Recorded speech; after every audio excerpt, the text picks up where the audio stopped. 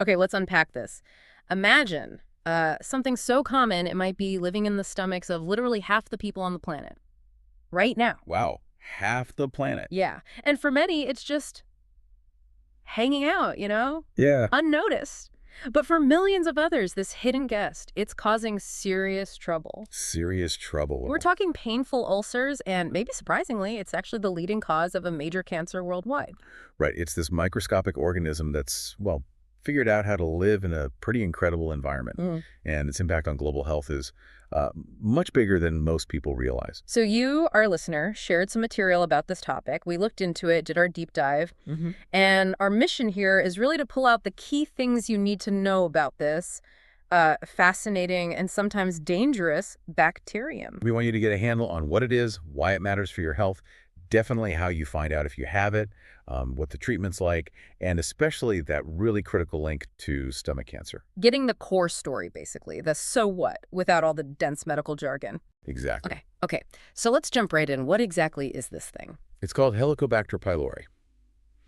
Most people just shorten it to H. pylori. H. pylori. Got it. Think of it as a tiny spiral-shaped bacterium. And it has this really impressive survival strategy. Your stomach is, incredibly acidic, designed to break down food, kill bugs, Like battery acid almost. pretty much. But H. pylori has these special features that let it actually live there. Like what? How does it survive that acid bath? Well, first, its shape, that spiral, and these little whip-like tails called flagella, they help it sort of drill into the stomach's protective mucus layer. Getting closer to the tissue, away from the main acid. Exactly. But its real superpower, you could say, is an enzyme it makes. It's called urease. Urease. Okay, what does that do? It breaks down urea, which is just naturally in your stomach juice, and turns it into ammonia. Ammonia. And ammonia helps neutralize the stomach acid right around the bacterium. It creates this little less acidic bubble for it to live in. It's quite clever, actually. Wow, a built-in acid shield. Okay, no wonder it can set up shop there. And you said it's incredibly common. Incredibly common. The sources we looked at call it the most common bacterial infection globally. That estimate, half the world's population, probably not far off. But who gets it isn't evenly spread out. What do you mean by that? Well, it's much, much more common in populations with fewer resources.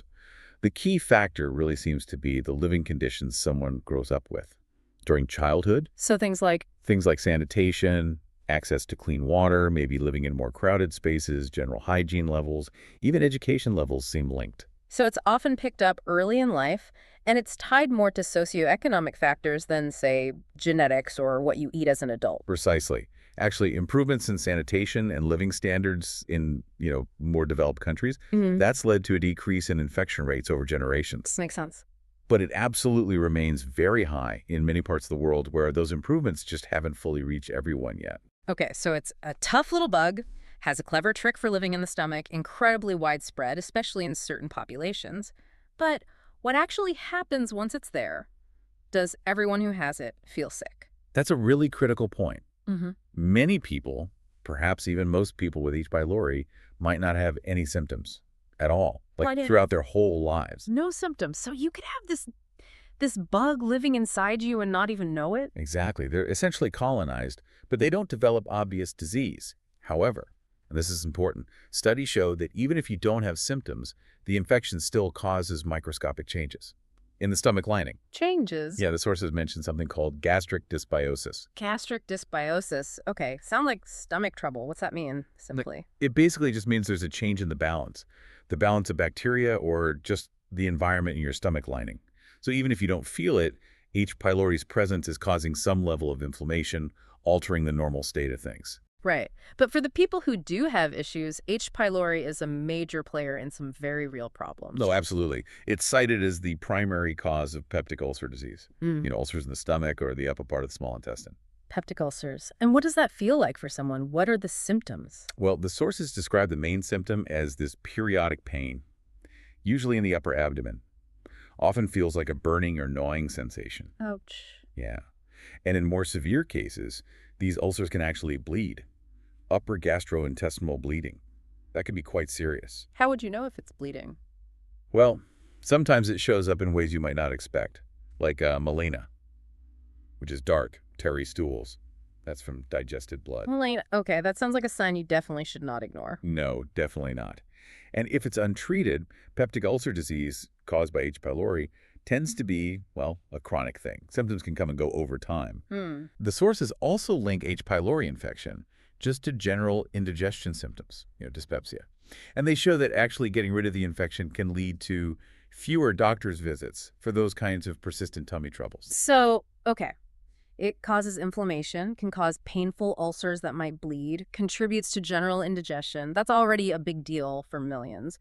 But you mentioned something even more concerning earlier, the cancer link. Yes. And this is where the message from the sources gets really urgent and impactful. H. pylori isn't just associated with stomach cancer. Major health organizations classify it as a Group 1 carcinogen. Group 1. What does that classification mean exactly? It means it's definitively known to cause cancer in humans. Full stop. Wow. It's in the same category as things like tobacco smoke or asbestos or UV radiation from the sun. And specifically for gastric cancer, stomach cancer, H. pylori is called the foremost risk factor. That's a really strong statement. Not just a potential link, but a known cause, the leading risk factor. That's what the data we reviewed strongly indicates. I mean, look at this statistic.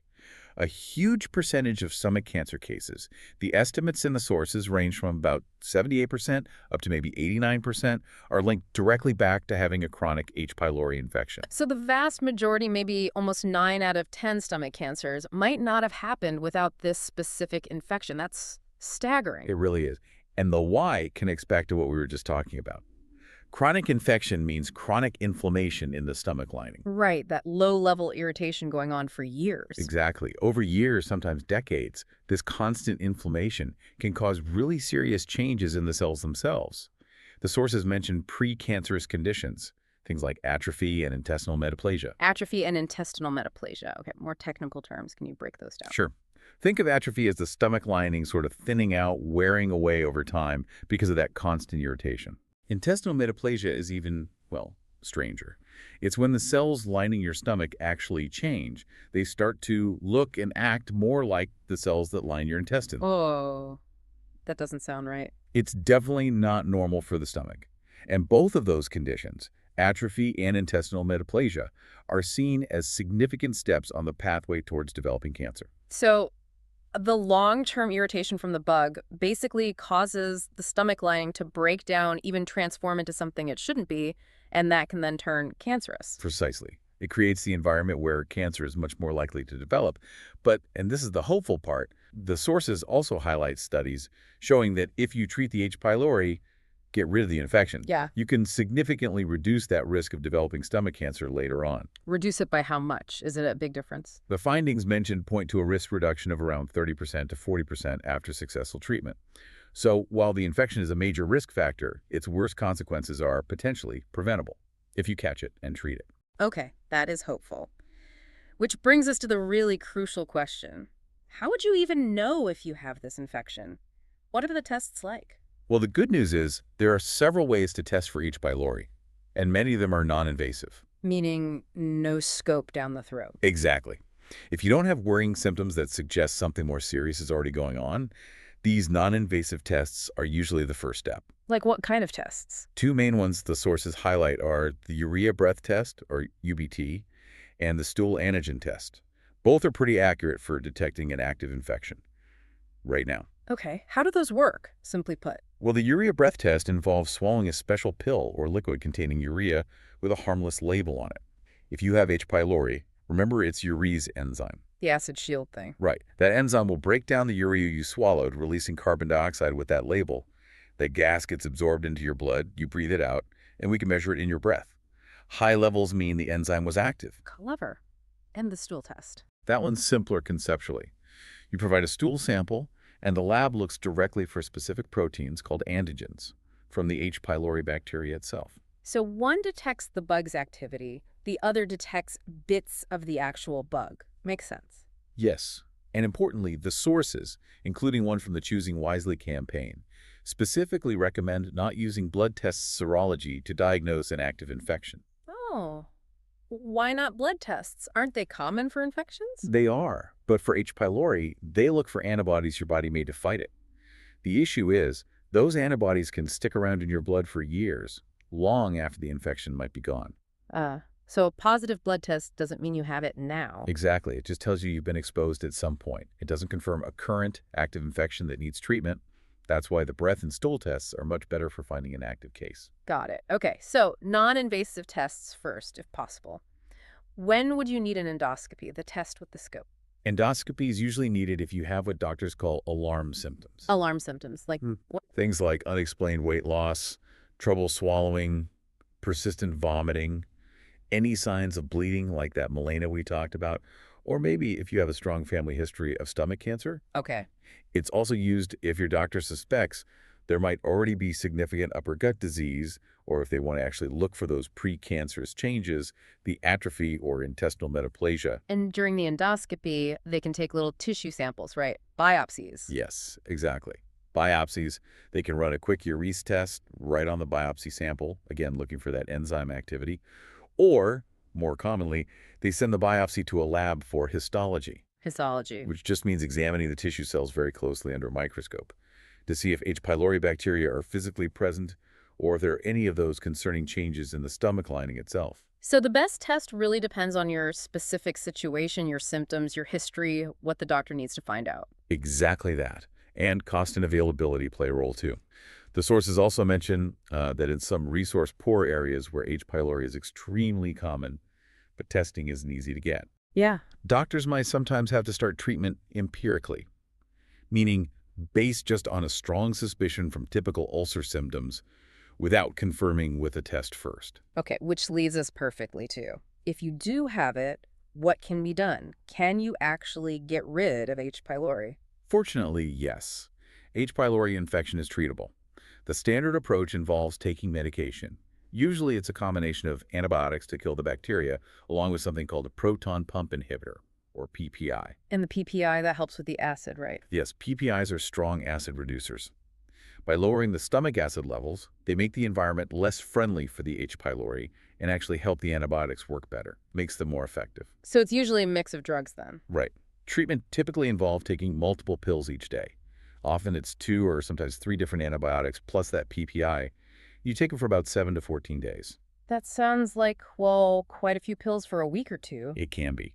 And the sources do point out that, unfortunately, getting rid of the infection isn't always successful on the very first try. Oh, why not?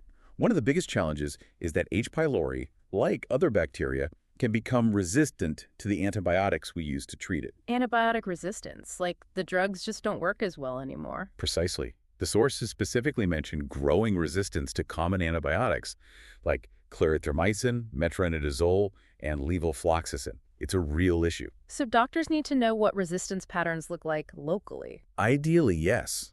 That helps them choose the best initial combination of drugs for their patients. And I imagine taking all those pills every single day is pretty important for success, too. Oh, absolutely crucial. Patient compliance, basically, taking all the medication exactly as prescribed for the full duration is a huge factor in whether the treatment works. Makes sense. Yeah, and the sources give some practical tips for doctors and patients. Like the doctor really explaining why it's so important to finish the whole course even if you start feeling better quickly. Right, don't stop early. Exactly. And maybe warning about potential side effects. For example, some antibiotics can cause a temporary weird metallic taste. Knowing that might happen makes someone less likely to just stop taking the pills. Good point. Finish the course, understand side effects. Anything else that impacts treatment success? Yes, interestingly, smoking seems to make the treatment less effective. So quitting smoking is always good advice, but it might also specifically help clear the infection. Okay, what if that first round of treatment doesn't work? You mentioned it's not always successful. Right. If the first attempt fails, there are other options. The sources call them salvage or rescue therapies. Salvage therapy. Yeah. A key principle, though, is that you should never just repeat the exact same treatment that already failed. Because it likely won't work the second time either. Exactly. Doctors will switch to a different combination of drugs, often using different classes of antibiotics, for the second or sometimes even third attempt. There are sort of logical pathways they follow. Okay, so it's treatable, though sometimes it takes a couple of tries. Good to know. Finally then, can you actually prevent getting infected with H. pylori in the first place? Well, at the individual level, basic good hygiene helps. Washing hands thoroughly, especially before eating, after using the bathroom. The bacteria is thought to spread through contaminated food or water, maybe even direct contact. Standard hygiene stuff. Pretty much. Mm. But really, on a larger scale, prevention is most strongly linked to improving overall living conditions at a population level. You mean things like better sanitation systems, access to clean water? Exactly that. Improvements in public health infrastructure, good hygiene practices becoming normal, effective sanitation, clean water, even increased education levels. Those are the key things that interrupt how the bacteria spreads. And that explains why rates are lower in some places now. Yes, that's thought to be a major reason why we see lower rates in many developed countries compared to, say, generations ago, or compared to areas still lacking those basic resources. So, big picture, public health efforts are really key for prevention. They really are. And the sources also mention ongoing efforts, especially in regions that have high rates of both H. pylori infection and stomach cancer, Yeah. to implement what they call test and treat strategies. Basically, programs that proactively screen people for the infection and then treat them if they have it. As a way to prevent the cancer down the line. Exactly. As a public health strategy aimed directly at reducing future cases of stomach cancer by getting rid of the main cause beforehand. Wow. Okay. This has been a really thorough deep dive, so just to recap the main points, H. pylori is this incredibly common bacterium. It's figured out how to live in the harsh environment of the stomach. Right. For many people, it's silent, causes no obvious problems. But for others, it's a major known cause of painful peptic ulcers. And critically, it's not just linked to stomach cancer, it's classified as a direct group 1 carcinogen, the leading cause globally. But importantly, it's not some mystery bug we can't deal with. It can be detected often with simple non-invasive tests like breath or stool tests. And it's treatable with specific courses of antibiotics and acid-reducing medicines, although resistance can be a challenge sometimes. Exactly. And on that bigger global scale, preventing its spread comes back to those fundamental improvements in basic living conditions, hygiene, and sanitation. It really is quite a story, isn't it? This tiny organism having such massive public health implications. Which leaves you thinking, given that really strong documented link between H. pylori and stomach cancer, and the fact that we can test for it and we can treat it effectively, how might widespread access to testing and treatment, especially in those high-risk areas, fundamentally change the whole landscape of stomach cancer prevention around the world in the future? That's a powerful thought. Targeting a single treatable infection to potentially prevent a major cancer on a global scale. Definitely something to ponder.